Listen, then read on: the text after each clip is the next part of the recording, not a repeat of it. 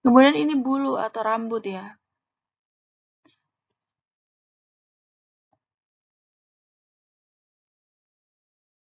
Dan ini ada asam amino.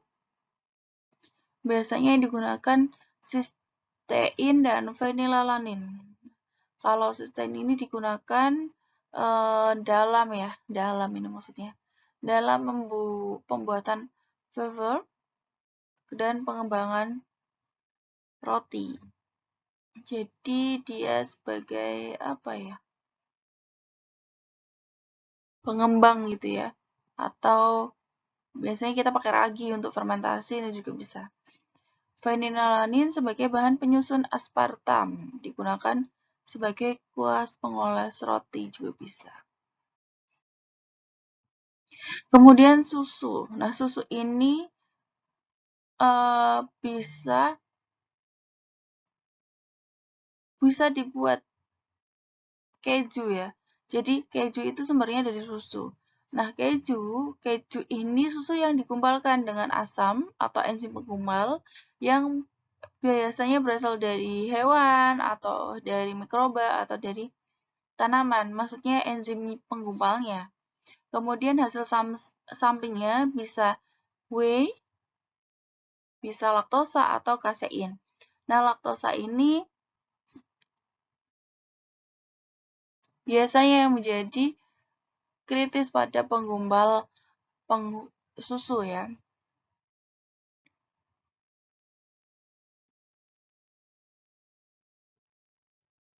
Kalau whey ini fase cair dari pembuatan keju. Kemudian kasein dan kaseinat.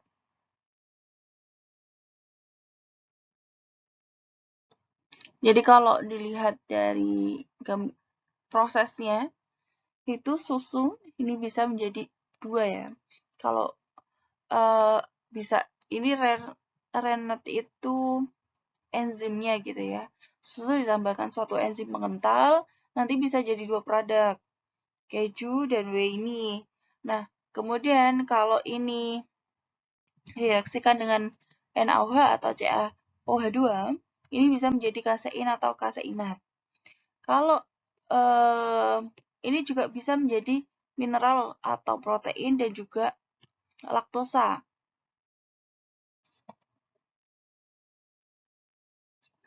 Ini proses pembuatan dari keju. Jadi dari pertama itu susu, kemudian diproses sampai dihasilkan keju. Prosesnya sangat panjang.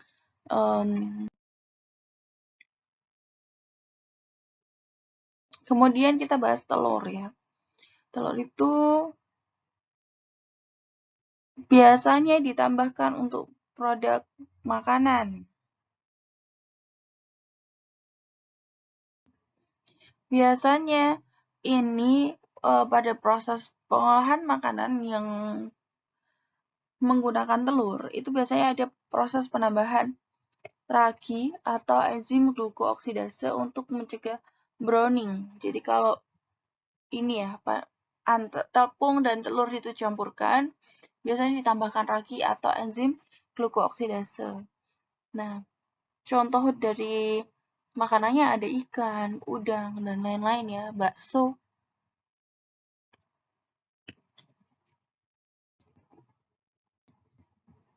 Ini bisa dibaca.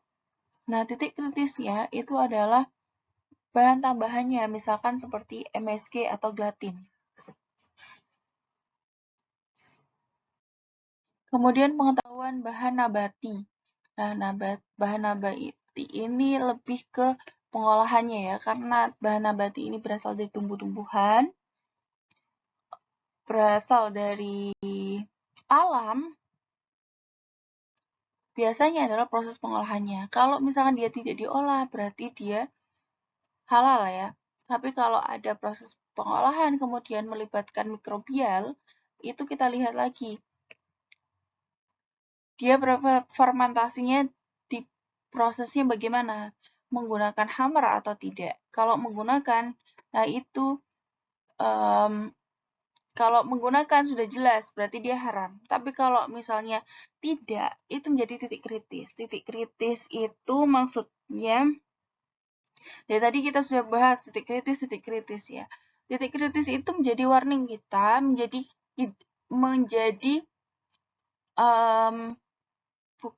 istilahnya begini ya. Kalau misalnya itu sudah jelas, berarti kan kita tidak perlu melakukan identifikasi lagi. Tapi kalau itu belum diketahui secara jelas, itu yang menjadi titik kritis. Jadi yang harusnya kita berarti bagian ini yang perlu dicermati lebih dalam. Kemudian saya lanjutkan lagi ya, kalau misalnya ini tidak menggunakan bahan mikrobial, maka yang diperhatikan adalah bahan tambahannya atau bahan penolongnya. Kalau misalkan tidak ada bahan tambahan, jadi ya tidak perlu kita ragukan lagi. Sudah jelas, berarti ini halal ya. Tapi kalau ada, nah ini menjadi titik kritis kita. Mungkin saja bahan penolong yang ditambahkan adalah bahan yang non-halal.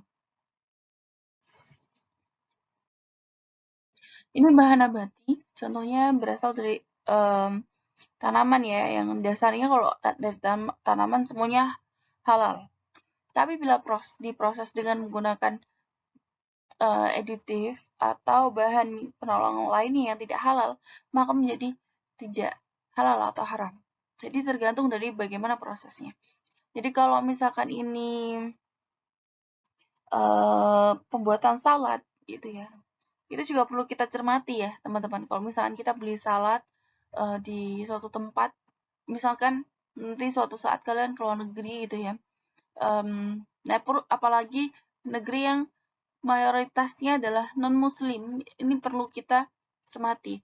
Misalkan biar aman, pesennya sayuran aja gitu ya. Misalkan kalian pesennya salad.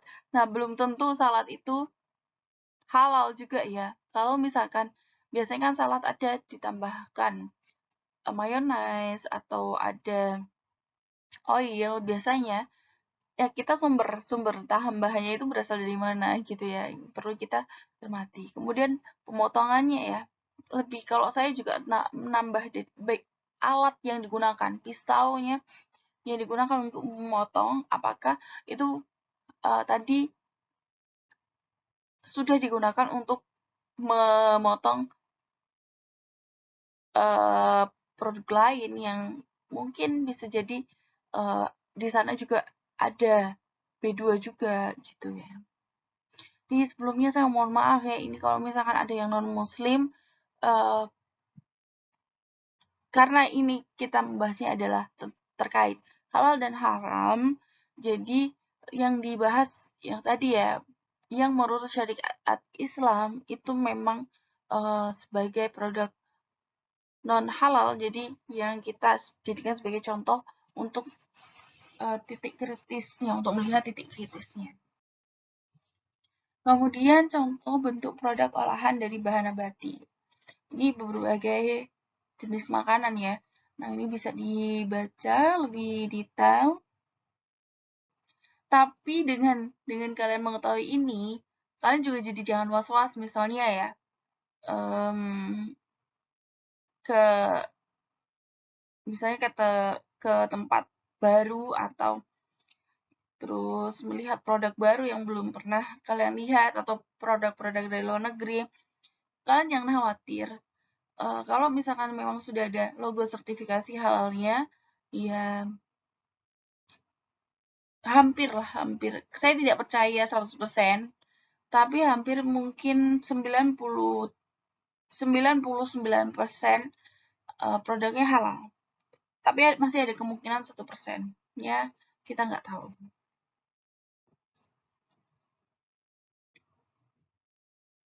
Karena bisa jadi bahan yang ditambahkan itu memang sangat sedikit, jadi tidak terdeteksi.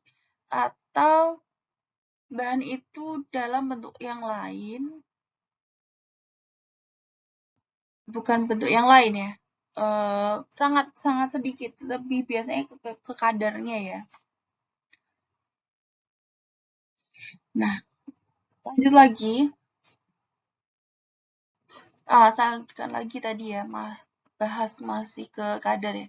Jadi, kalau misalnya dia hanya tempat pengolahannya saja, dan ada sedikit yang mungkin harusnya terdeteksi, tapi di metode identifikasinya tidak terdeteksi. Jadi yang bisa jadi positif palsu gitu, atau negatif palsu gitu ya. Nah, itu yang perlu dicermati juga. Metode apa yang tepat pada saat melakukan identifikasi terhadap produk yang kita curigai, yang kita masukkan sebagai titik kritis gitu ya. Ini produk kering ya, dried produk yang berasal dari tanaman diproses dengan atau tanpa dikecilkan ukurannya kemudian dikeringkan. Nah, ini kalau kita ini tanaman herbal dikeringkan itu maksudnya semacam simbilisia gitu ya, tapi simbilisia juga ini ya perlu dicermati juga ya prosesnya. Nah, ini dapat ditambahkan bahan pengisi seperti maltodextrin atau laktosa, dapat pula dilapisi minyak nabati. Titik kritisnya adalah di bahan tambahannya, laktosa dan minyak nabatinya. Kalau laktosa, perlu dicek bahan penggumpal pada pemisahan whey. Ini pada ini ya tadi.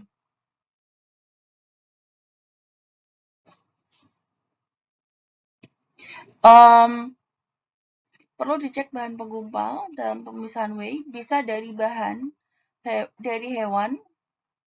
Bila menggunakan hewan halal, perlu ya, ini sorry.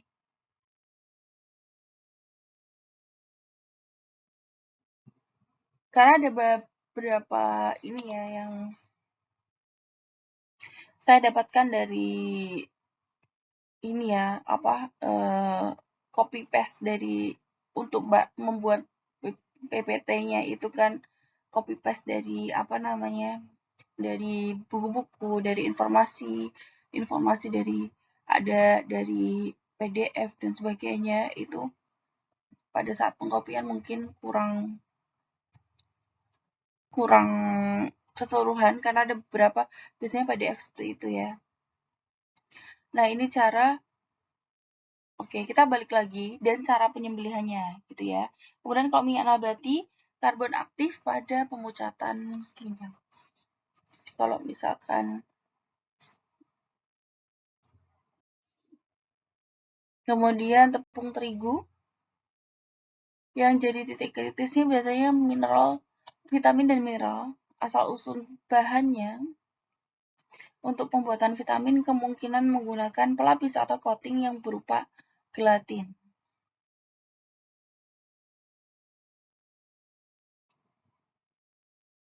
Jika diproduksi secara fermentasi, bagaimana media produksinya?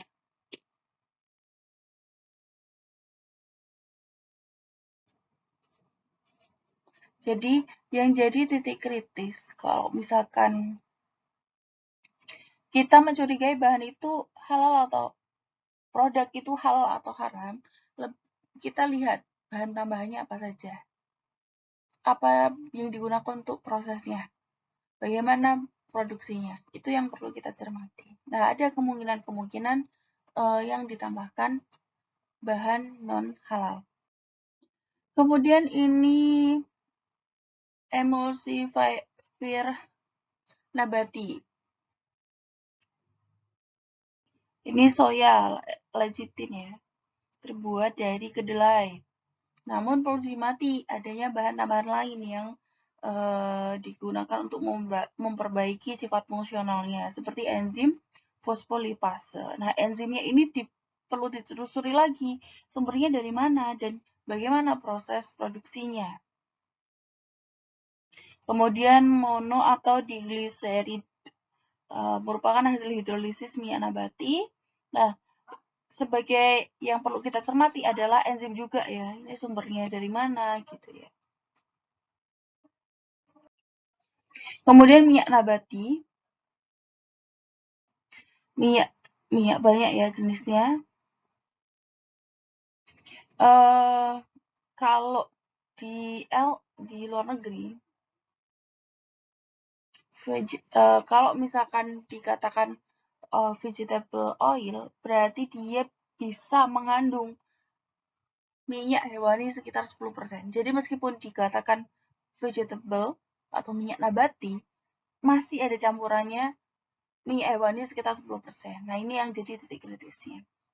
Nah, titik kritis misalkan karbon aktif ya, yang digunakan dalam proses pemucatan minyak. Jadi, untuk bukan pemucatan ya, lebih ke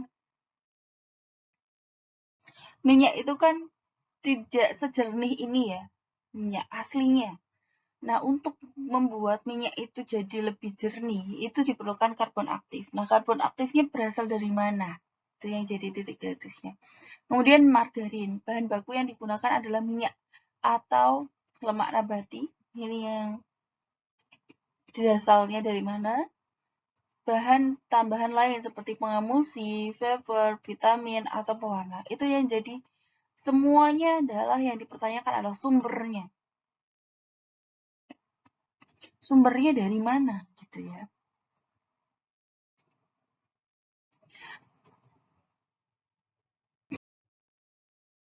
Kemudian gula. Ini bisa dari tebu atau dari bit. Nah, titik kritisnya arang aktif atau karbon aktif yang digunakan pada proses permunian. Ini bisa dari tulang hewan. Nah, tadi dari kalau kalian lihat tadi babi B2 dan turunannya, itu dari tulang juga bisa menghasilkan karbon. Nah, ini kalau misalnya berasalnya dari hewan yang tidak diperoleh dari syariat Islam atau dari hewan-hewan yang memang tidak dihalalkan dari syariat Islam ya, termasuk juga jadi gulanya bisa jadi tidak halal gitu ya. Kemudian resin yang digunakan pada proses pemurnian bisa terbuat dari gelatin. Nah, sumbernya gelatin itu juga dari tulang. Nah, sumber utamanya ini sumber hewannya ya, berarti sumber hewannya dari mana? Yang perlu dicermati. Selai bisa dari buah-buahan yang ditambahkan beberapa bahan lain, ya, contohnya seperti ini ya. Nah, titik kritisnya adalah pada gula, warna makanannya, dan juga asam sitrat. Ini sirup ya, yang perlu diwaspadai atau jadikan titik kritis, itu dari gulanya, kemudian buahnya. Ini konsentrat biasanya itu ya, yang sudah dihancurkan gitu ya buahnya. Kemudian pewarna, dan lain-lainnya. Kalian bisa membaca ya sendiri ya. Itu yang jadikan titik kritisnya.